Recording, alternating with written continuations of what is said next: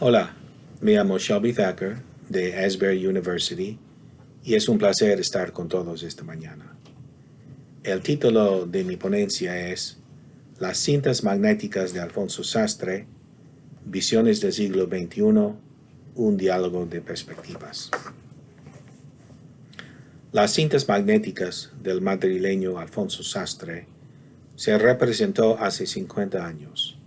Es un drama breve, situado en Madrid, de protesta social bastante fuerte, cuyas ideas centrales tocan eventos antes y después de su escenificación, y cuyas ideas son paralelas, si no proféticas, con eventos contemporáneos posteriores. Sastre era niño durante la Guerra Civil Española y ha dedicado su arte a la crítica del gobierno autoritario de Franco y de otros que emplean la violencia contra inocentes. Sus dramas exploran la inmoralidad y fuerza destructora de la censura, condenan la guerra de todo tipo y los horrores concomitantes que sufren los civiles. Así, las cintas magnéticas muestran en poco tiempo escénico la brutalidad de la opresión, evocando los horrores de la ciencia en servicio al mal, de modo que la obra queda como bastión en contra de todas las guerras y la violencia en general. La crítica social mordaz en las cintas magnéticas denuncia la política extranjera de los Estados Unidos, en particular la guerra en Vietnam. Aunque el drama se enfoca en un evento funesto, la masacre de My Lai, ello se convierte en símbolo de las acciones militares contra civiles. My Lai es la encapsulación de la censura, la propaganda, la inmoralidad y la violencia equivocada. Pero se postula aquí el valor visionario de este drama para despertar la conciencia crítica de sus lectores del siglo XXI respecto a las acciones bélicas donde el Estado da rienda suelta a su furia, tanto en contra de combatientes como de inocentes. Comentar en ámbitos educativos formales e informales el sentido que Sastre otorga a dicho texto analizado en este estudio abrirá el diálogo de perspectivas con su ataque a la violencia impulsada por los gobiernos o por la muchedumbre callejera. El drama empieza en un instituto de biología en las afueras de Madrid, donde encontramos al Dr. Schneider y su asistente, la señorita Hernández. Lo que parece ser un ambiente científico normal, pronto se revela unas características no muy normales. Un reloj que da la medianoche con 12 campanadas, y poco después otro reloj que también da la medianoche, y hasta más tarde otro que da las 12. Se presenta en la clínica un periodista, el señor González, quien ha venido, se supone, o para entrevistar al Dr. Schneider o para recibir algún tratamiento. Pero pronto descubrimos que González viene con una enfermedad simbólica de la España de Franco, el silencio debido a su afasia. Es aquí donde quiero poner el primer punto de diálogo con el siglo XXI. La intimidación que impone el silencio sigue siendo un arma de grupos y gobiernos.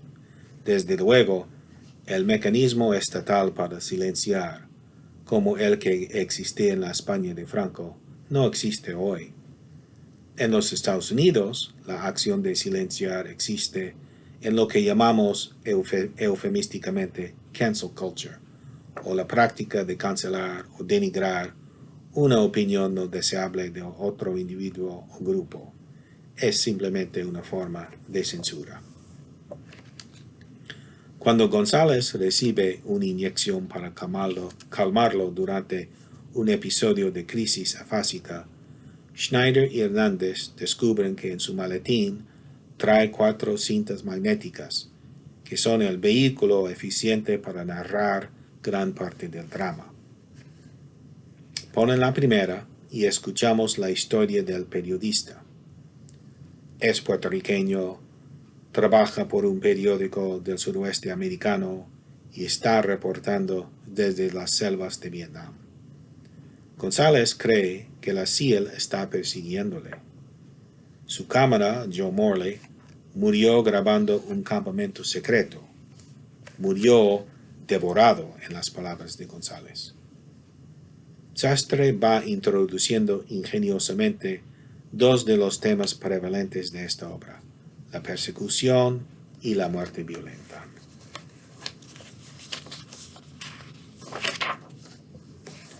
Pasamos a la segunda cinta, donde escuchamos las voces de los reclutas jóvenes americanos. Uno de los toques que admiro de este drama es el esfuerzo que pone Sastre en recrear el diálogo coloquial del inglés americano. En este caso, el inglés truncado, casi monosilábico, capta al recluta como individuo con poca educación formal, solo lo necesario para comunicar a un nivel superficial. Los reclutas ni siquiera saben concretamente dónde están. Dice uno, en Vietnam o cosa parecida. Aquí tengo que confesar que el dramaturgo emplea unas palabras de doble sentido que son deliciosas. Uno de los soldados dice bite, mordedura, en vez de biet.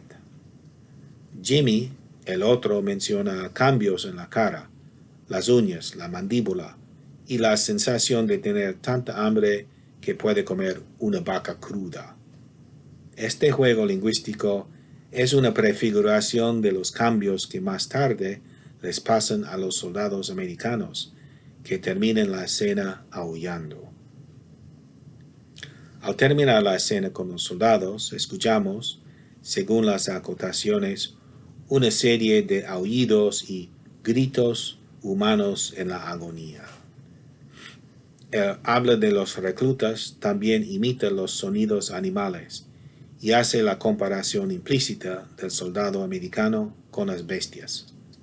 Al final de la segunda cinta, escuchamos la voz de González, mencionando el término licantropía y explicando que los gritos humanos eran los últimos sonidos del compañero y cámara Joe Morley, quien es despedazado por los hombres lobos en una pequeña aldea llamada My Lai. My Lai queda como monumento a la inmoralidad e injusticia de la guerra. Es el lugar de la masacre de un pueblo civil en marzo de 1968 y era, en la conciencia de aquel entonces, una tragedia electrizadora por todo el mundo. Sastre así denuncia la guerra en Vietnam y la conducta salvaje de ciertas tropas americanas. A la vez le ofrece al público español la posibilidad de comparar las autoridades nacionales con los soldados criminales del ejército americano. Y aquí pongo otra perspectiva del siglo XXI, que es el incidente en la prisión de Abu Ghraib de 2004. Han transcurrido unos meses al comenzar la tercera cinta. González está en un jeep rumbo al campamento 02, acompañado de un tal Teniente Green y otro tal Dr. Wallace, un psiquiatra de la división. Componen una comisión de investigación. En el viaje, el periodista entrevista a sus compañeros. Green le dice que no cree las acusaciones de González sobre los eventos trágicos en 02. Está claro que Green no es capaz de cuestionar las órdenes superiores y representa al soldado totalmente indoctrinado, una mentalidad que merece la crítica del dramaturgo. Cuando González le pregunta si tiene una hipótesis sobre el caso del campamento 02, responde que sospecha que el periodista sea alcohólico o que sufra de una neurosis de guerra. Su fácil diagnosis hasta incorpora la sugerencia de que su neurosis le lleva, en un delirio, a ver al enemigo como a un lobo. Mientras pronuncia su diagnosis, pasa encima del grupo un rumor mecánico, y el psiquiatra se distrae a medio decir para reaccionar. Cito: ¿qué es esto? Es algo que vuela sobre nosotros, algo que vuela como un horrible insecto. Fin de cita. El pobre médico y el oficial de ejército, plenamente incapaces de practicar las dos carreras, no se dan cuenta de que el ruido viene de un helicóptero. Son ineptos en lo más básico de su profesión, pero expertos en servir al gobierno que quiere cubrir una verdad fea. Sastre condena al ejército extranjero para recordar al público los abusos que soldados y policías del Estado franquista habían cometido. Aquí debo marcar otra perspectiva del diálogo del siglo XXI, y es la comparación de los militares y policías armados de la dictadura con el ejército americano en Vietnam. Si continuamos observando las lecciones que Sastre quiere dictar después de la representación de las cintas magnéticas, vemos las instituciones fundamentales, tal como el ejército, no deben comportarse. Desde My Lai llegamos hasta los abusos del ejército contemporáneo, responsable por las atrocidades de Abu Ghraib en 2004, donde ocurrió la tortura y el asesinato de civiles. González y sus compañeros son recibidos en el campamento 02 por el coronel Anderson, que incidentalmente aúlla en vez de hablar normalmente.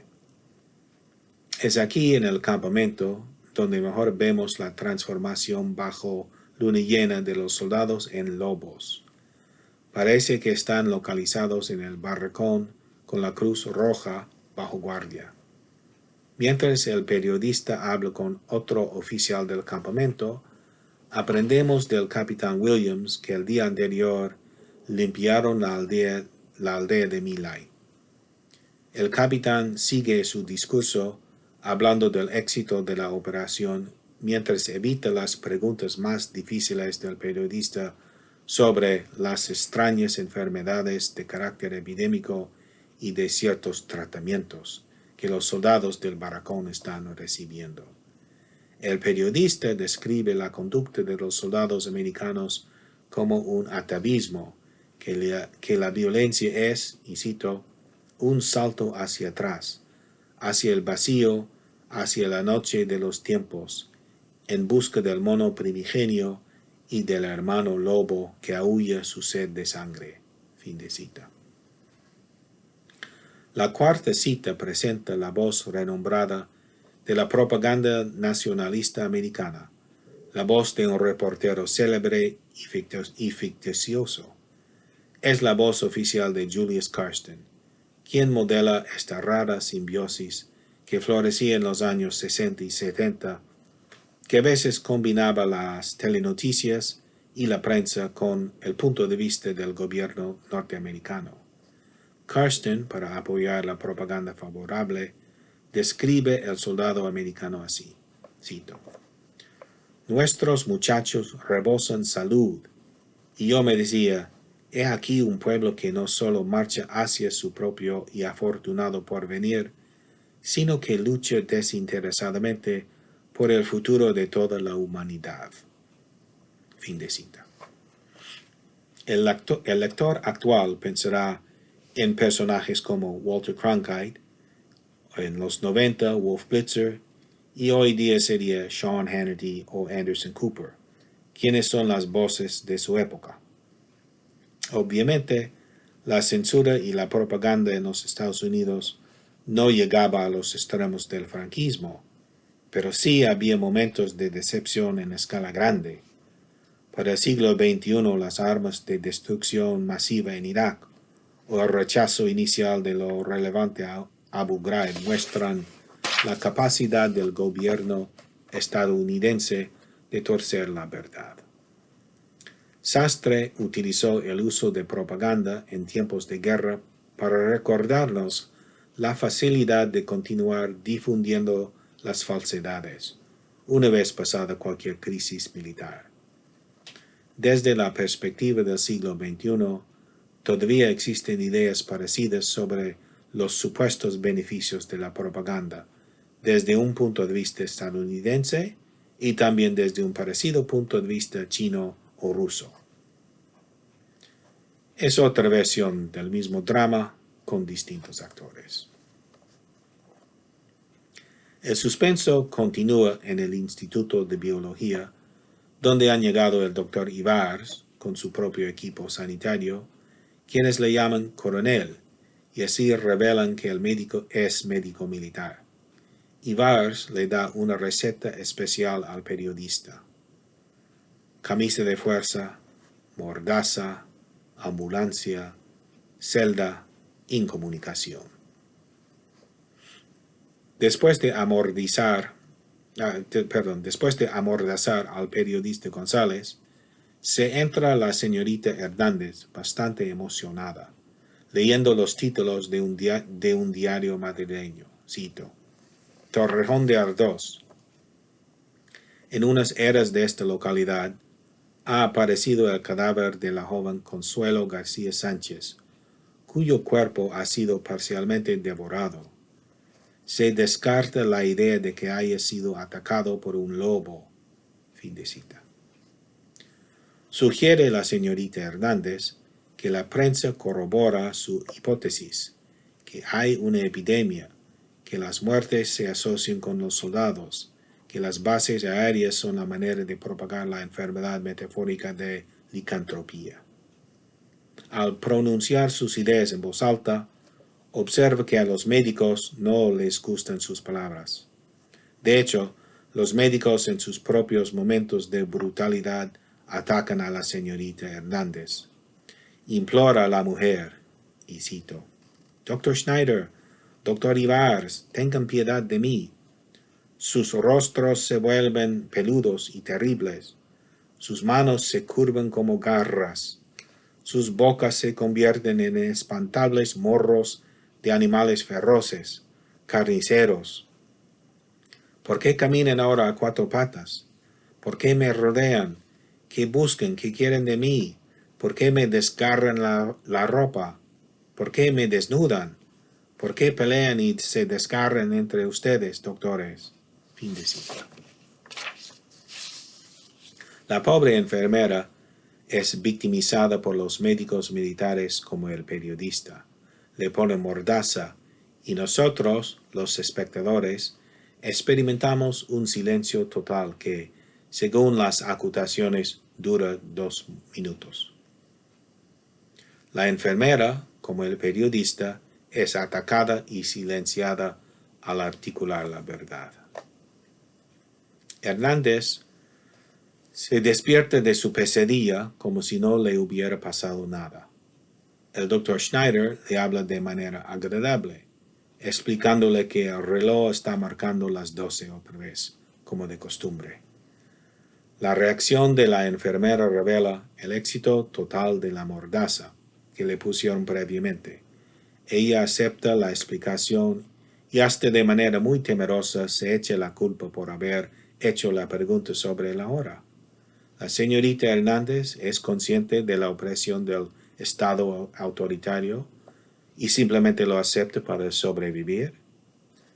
¿Se convierte en cómplice para sobrevivir o porque cree ciegamente en la causa?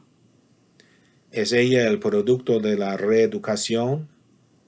Lo que parece ser su asentimiento, el acto de volver a trabajar al día siguiente, ¿es sincero o es un acto de desesperación? Estas eran las preguntas que Sastre hacía a su público en 1971. Ostensiblemente, el tema central son las atrocidades hechas por los soldados norteamericanos en contra de unos civiles vietnamitas.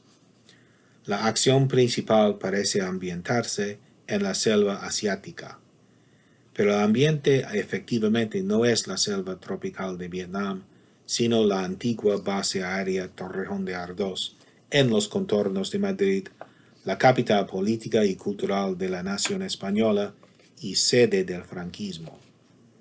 Las cintas magnéticas no es solamente una crítica de la violencia norteamericana en My Lai, sino una crítica de la violencia que ocurre bajo el régimen de Franco. Este drama funciona como espejo para los que se atreven a verlo. Es una obra polémica tan dinámica hoy como en su estreno en 1971, aunque su enfoque ya no es exclusivamente una denuncia del Estado español y el norteamericano, más bien condena a los varios abusos que todavía podemos encontrar en estados o grupos, abusos como la violencia, el miedo, la intimidación, la censura, la propaganda y el control de otros. Muchas gracias.